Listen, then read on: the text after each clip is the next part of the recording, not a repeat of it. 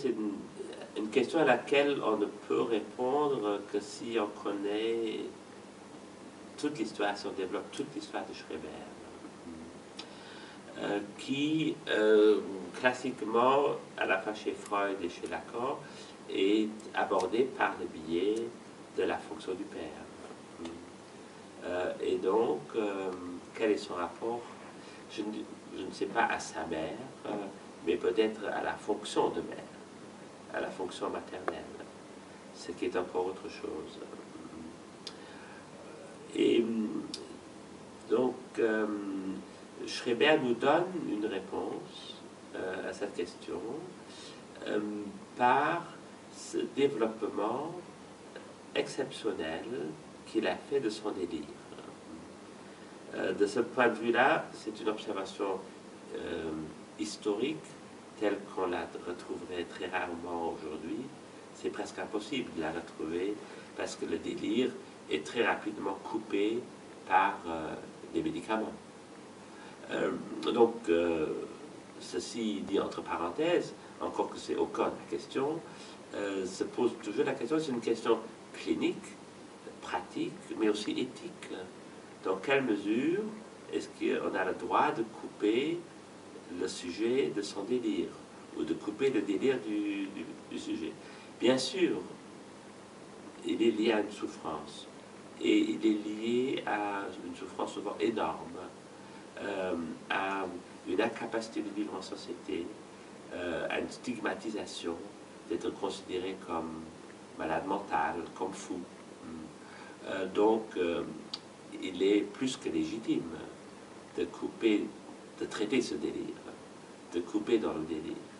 Mais si on se contente de ça, ce qui se fait le plus souvent, à ce moment-là, on produit un délire chronique et rien n'est résolu. Alors que Schreber est un cas, parmi beaucoup d'autres, de l'élaboration exceptionnelle d'un désir, d'un délire. Ouais. Il y a souvent les deux qui vont de pair aussi. Qu'est-ce qu'il y a de désir dans son délire?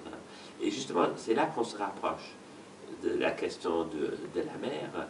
Il y a certainement un désir fou dans son délire,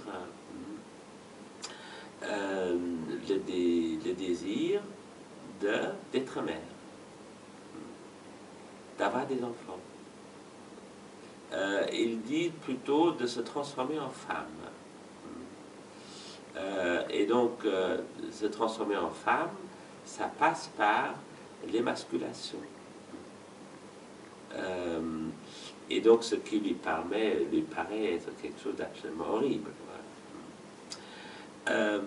De sorte qu'il recule devant la dernière conséquence, mais il construit un système de pensée délirant dans lequel il se retrouve dans une position de femme qui puisse être, disons, qui puisse recevoir des enfants de Dieu. Voilà. Donc, la question de la maternité, elle est très importante. Schreber, qui se transforme en femme pour devenir mère, pour porter des enfants. C'est un projet fou,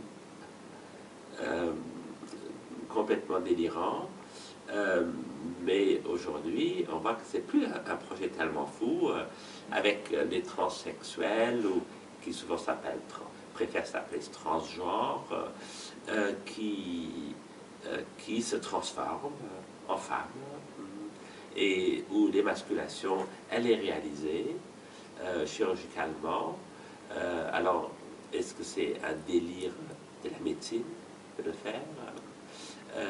Donc aujourd'hui, c'est en train d'entrer non seulement dans les mœurs, mais aussi dans la norme, dans la loi.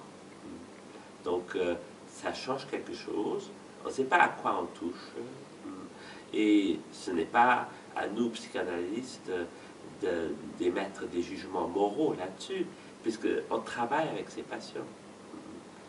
On travaille avec ces patients, avec leurs souffrances, leurs désirs profonds, de devenir femme, dont certains, il n'y a pas de doute, sont psychotiques. Mais on ne peut pas le généraliser, on ne peut pas dire qu'ils sont tous fous. Ce serait certainement déplacé de le dire, mais ça touche à une limite de l'humain que Schreber a réalisé. Lui aussi à grands frais, à très grands frais, parce que c'est quand même c'est au prix d'un remaniement de toute sa vie. Être président d'un tribunal de première instance, la plus haute instance juridique de son pays, de Saxe, la deuxième autorité juridique après le ministre de la Justice de l'époque. Donc, avec tout ce bagage, développer une théorie de cet ordre. Bien sûr, il ne l'a pas choisi, cette théorie. Cette théorie lui a été imposée, mais il est allé jusqu'au bout. Il est allé jusqu'au bout de sa pensée, aussi en écrivant ses mémoires, qui, comme vous savez, ont été écrites pour lui servir de défense. Il voulait apporter la preuve qu'il était quelqu'un de sensé, qui avait toute sa raison, et il voulait apporter la preuve devant le tribunal qu'il était censé, et donc qu'on lui permette de quitter l'hôpital psychiatrique, qui était sa punition, ça était condamné à l'hôpital psychiatrique. Et il a réussi, Schreber est sorti. Et il a réussi surtout à développer son système de pensée délirant. Nous avons aujourd'hui, grâce à Freud d'abord, qui a fait un travail absolument considérable sur lequel nous ne serions pas à même de nous y retrouver, et puis à la lecture qu'on a faite Lacan, nous sommes en mesure de nous retrouver dans ce système, de le lire, de comprendre plein de choses, mais nous sommes encore très loin de prendre toute la mesure de cet immense effort théorique produit par Schreber. Qu'est-ce qu'il nous donne comme message? Qu'est-ce qu'il nous dit? Nous raisonnons en termes de névrose-psychose, bien entendu, ça reste toujours vrai, mais peut-être il y aura aussi, il viendra un jour où nous avons à reconsidérer aussi cet écrit-là. Et donc, il est vrai que il est devenu, dans son système de pensée, je préfère parler de système de pensée plutôt que de système délirant, c'est un système de pensée qui développe, où il devient, où il se met en position d'enfanter, d'avoir des enfants de Dieu, d'être enfanté, voilà, d'être enfanté par Dieu, rendu enceinte par lui, et de recevoir la semence divine. Et donc